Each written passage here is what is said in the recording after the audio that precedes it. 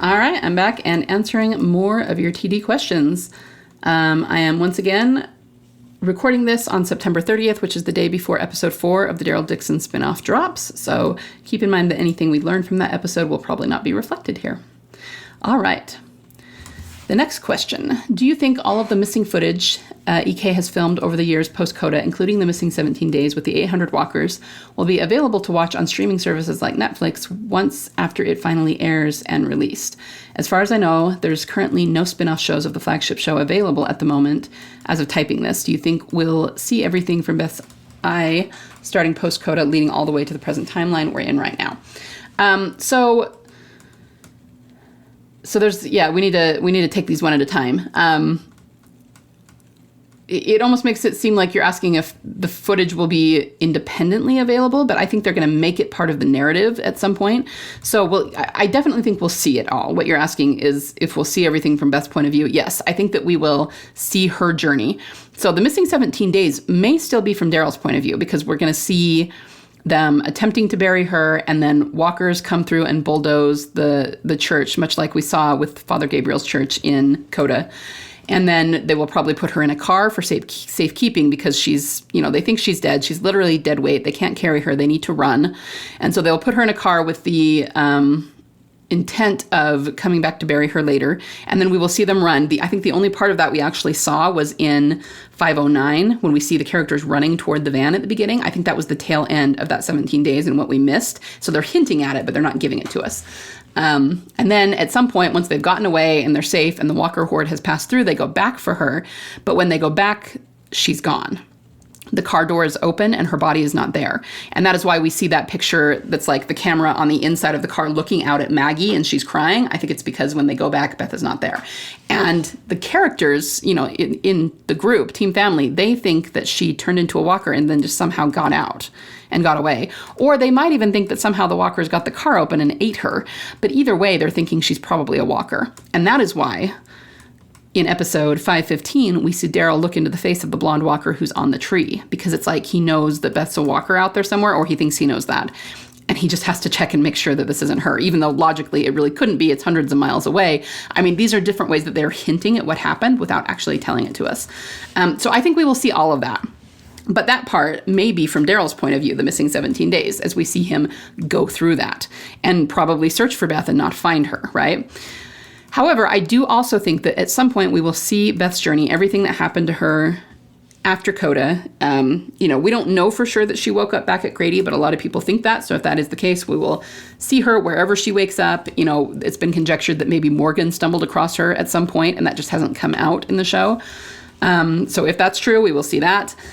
Excuse me. I think we will see it all, but it's going to be part of the narrative. So it'll either be part of the Daryl Dixon spinoff, or I don't know. I guess they could give her own spinoff. Just like, I almost think it wouldn't be more than 2 or 3 episodes, though, to explain what happened. But however they do it, I'm sure we will see it all. And I don't know that I can say it will be available on Netflix. So I don't think I've rehashed this in video, but I have posted about it. And that is the reason that they ended up ending the flagship show.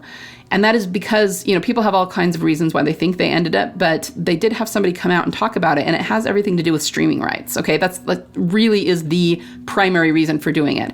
And it's just a legal business sort of thing, because originally, back when season 4 and season 5 were airing, things, the seasons were going to Netflix after they came out. And back at that time, 2014, 2015, that really was the best thing for them to do. It was the most lucrative deal because Netflix was the big cheese when it came to streaming services. It was the only one around. So having their episodes go onto Netflix is what promised the best watches, from the Netflix audience to get the most people into the show who would then want to watch the next the next season when it came out, right? So that really was the most lucrative thing they could have done. But since then, technology has changed, and almost every channel and every network has their own streaming service now.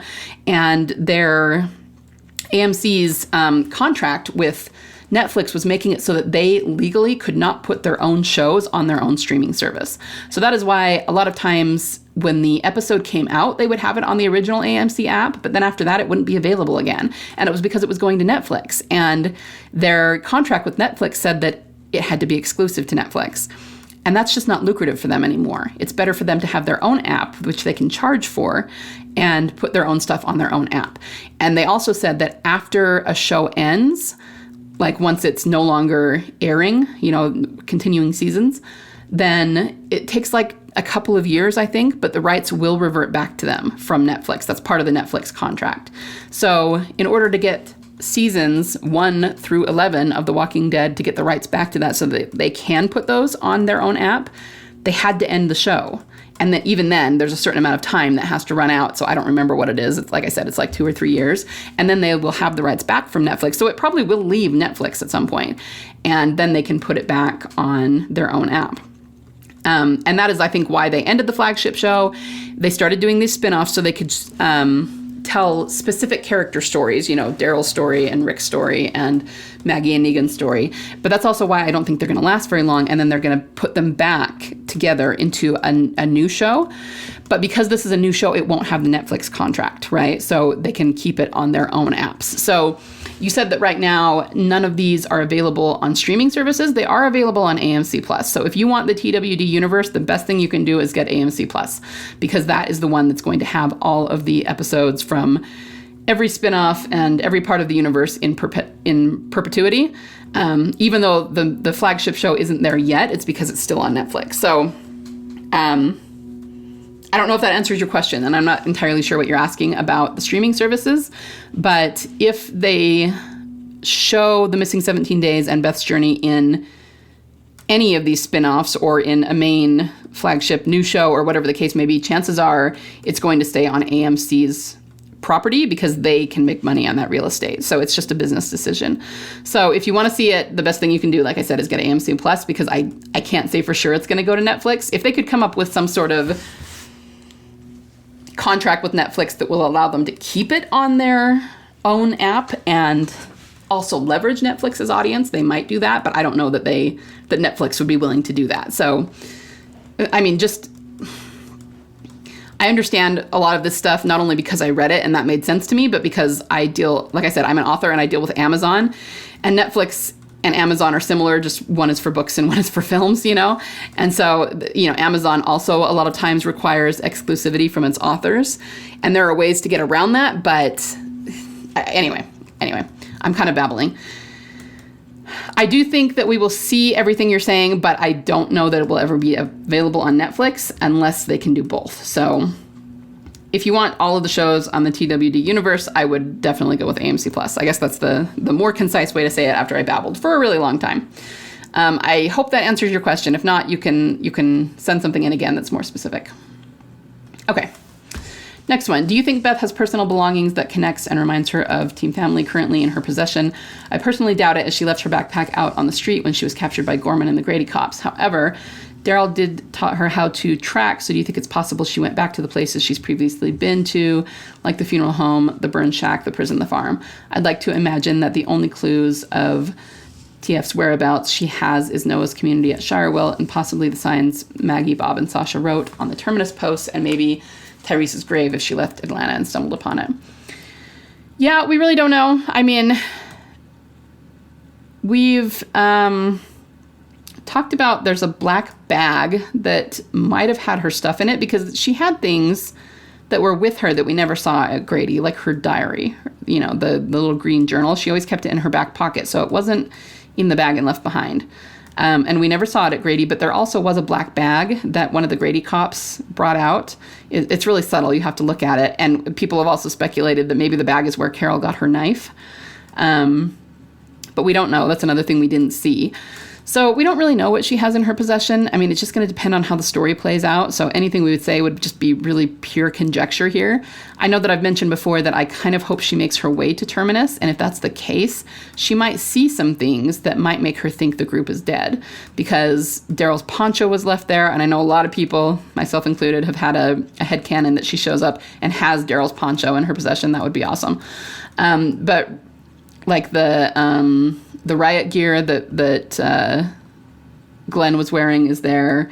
And so she might have seen some things like that. If she did, she might have picked some of these possessions up. But again, we just don't know. I mean, that's pure headcanon and conjecture. So it's really hard to say.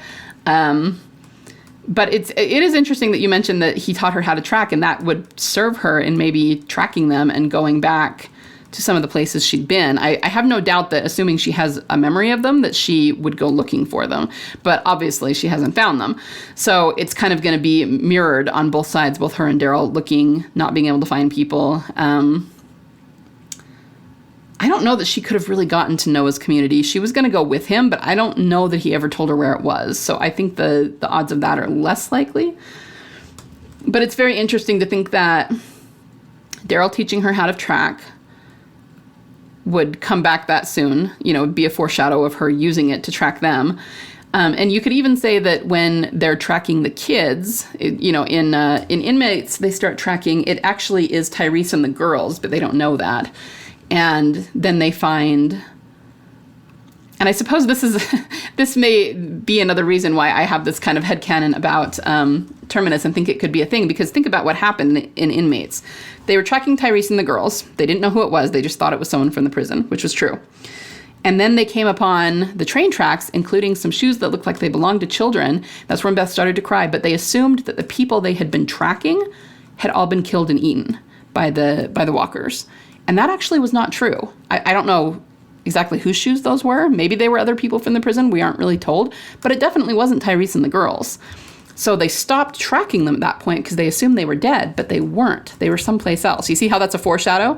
So it's a foreshadow, of course, of Beth's arc, of Daryl tracking her, thinking she's dead, stopping looking for her because he's assuming she's dead, and then, heading off with Team Family in another direction. But it could also be a foreshadow of the same thing happening with her. Maybe she tracks them to Terminus and then finds some things, assumes they're dead, stops looking for them. You know what I mean? It's, again, all conjecture, but it's a possibility. And because this is the kind of thing that The Walking Dead does, it foreshadows something and then follows through on it in multiple storylines. So I can definitely see that being the case. But in answer to your question, again, we just, we don't know. We can conjecture and have headcanons all day long, which is super fun, but we don't know for sure. All right, next one. If you were in Emily Kinney's shoes and you know 100% that your character Beth is alive, but you absolutely cannot say a word or even fully tease of her true fate to fans of anyone about it, how would you handle it? How would you interact with fans, especially us, wanting answers of the missing 17 days footage? What happened to her body? Why Daryl and Maggie was so freaked out of seeing abandoned cars in 510? What happened to the Grady Hospital and cops? How would you handle it without misleading and hurting your fans' feelings? I mean, in order to keep from saying too much or possibly having to shut it down in a way that would hurt feelings, I mean, the best logistical strategy is just avoidance. So I think we've seen that a lot. We've seen them practice a lot of avoidance. Emily has answered things a few times that have been really suspicious, and we kind of learned that she doesn't have much of a poker face. And so I think that's why a lot of times they do avoid, or they do talk around it, or they have canceled a lot of her panels about it. Not all of them. She's definitely done some.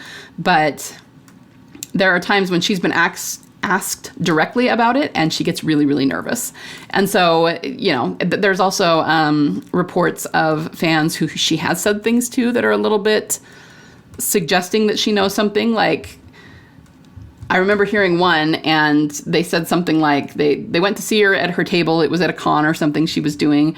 And they said, well, we keep hearing Beth might be back. Is that true? And she just kind of smiled and said, well, you'll just have to wait and see. And so it certainly wasn't a denial, So, I mean, I think it's difficult because even she doesn't want to lie about it, but sometimes she has to.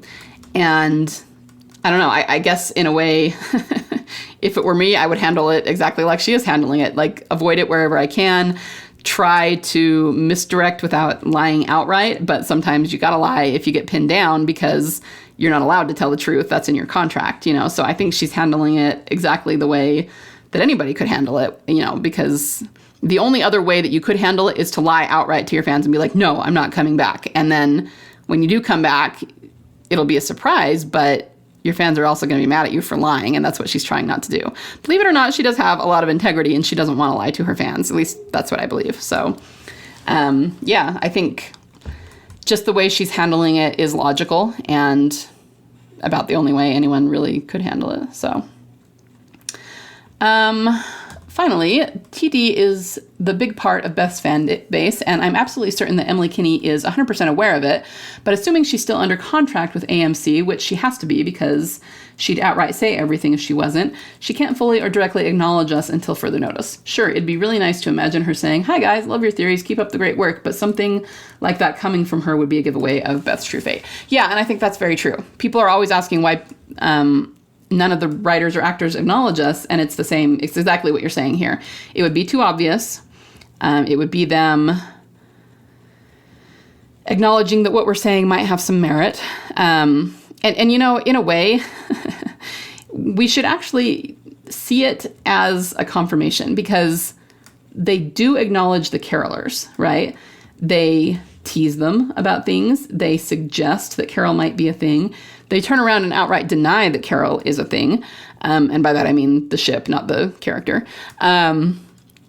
The fact that they're ignoring us the way that they are should say a lot about things, right? Because as you say, if it weren't a thing at all, they would acknowledge us. Okay, so I'm going to bring you back to after Melissa McBride bowed out of the first season, and the carolers started freaking out and saying that AMC had disrespected her and she was being bullied out and they were making it about Daryl instead of Carol and it was sexist and all of the ridiculous things that they said. There was an interview that Norman gave where he said, well, the people who believe that are people on the internet and it's a very small group of people, but they're loud. And he goes, they are just wrong. And that's all he said about it, you know. Sorry you feel that way. We're not going to sit here and argue with you or try to convince you. They're just wrong.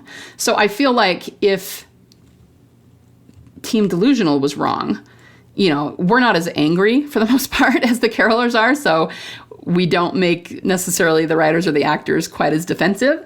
But I still think they would come out and say, you know, we love you guys. We love that you love the show. We love that you have this hope, but you're just wrong. That's not where we're going with it, you know. And the thing is, they have said that about Carol before.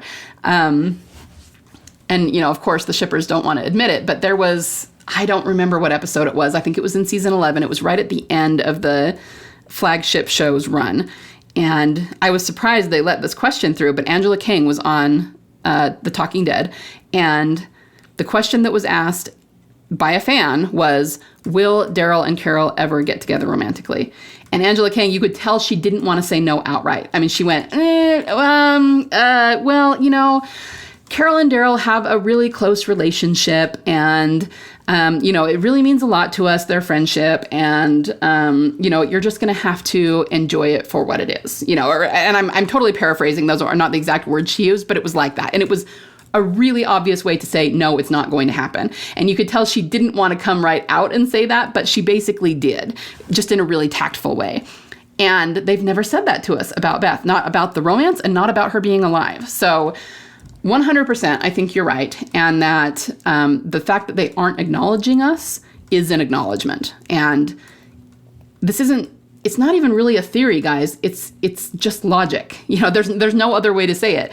If they are aware of the ship wars, they're aware of the carolers, they're aware of the Donniers, they're aware of the Darzita shippers, all of that, they have to be aware of us, and they are purposefully not acknowledging us. They acknowledge all the other ships, and none of those ships have ever happened. They won't acknowledge us. So what does that tell you about Beth and Daryl? That's all I'm saying. Let's see. We're running a little long here. I think I'm going to cut it off there for today. But I will be back either tomorrow or next week with more. By the time this goes live, we'll be really close to episode 5, and I'm so excited for that episode. So yeah, I hope that this has been helpful, and please keep sending in your questions, and I will talk to you soon. Bye.